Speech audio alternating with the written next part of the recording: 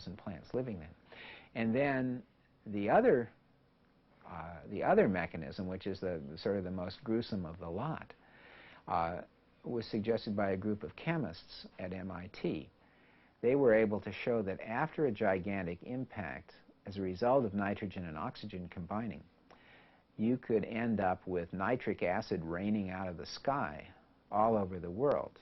Now, this is an acid rain that makes our present problems look rather minimal and is very likely to have been a major contributing factor in the mass extinction.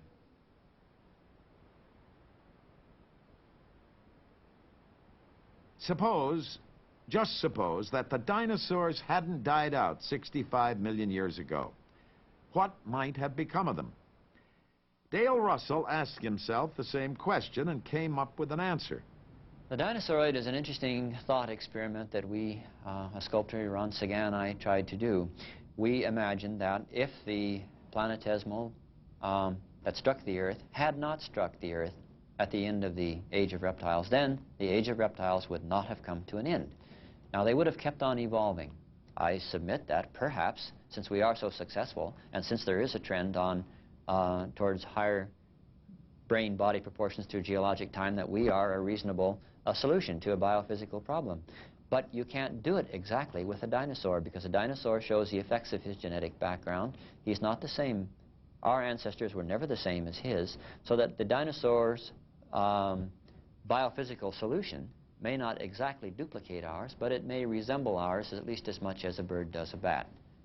I think that whole model of Dale Russell's is fatally flawed in one respect, which is a very common assumption. If you look at any science fiction movie or any science fiction television show, you see the same thing, that any really intelligent life form somehow takes on humanoid qualities.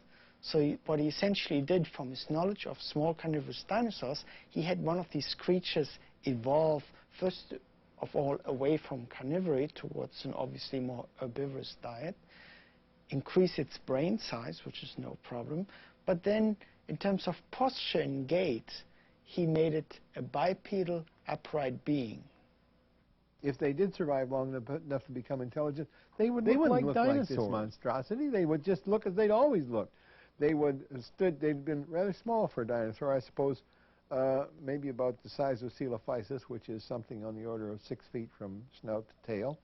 They would probably stood maybe 4 feet off the ground with long hind legs and a long vertical neck. And they would have had their little grasping hands out in front, and they would be able to move that head around anywhere they wanted to.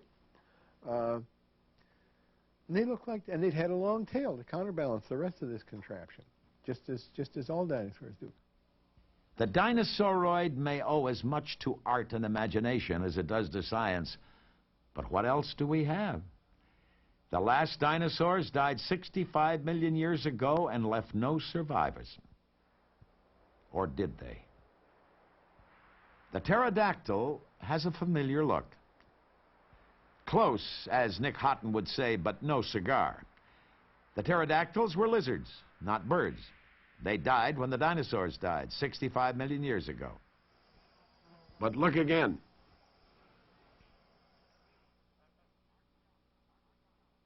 Archaeopteryx, 160 million years ago, the forerunner of the birds which fill our skies today.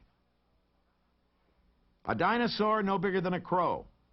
Archaeopteryx couldn't fly with the ease and grace of today's birds, but its feathers allowed it to climb, glide, and with great effort, fly.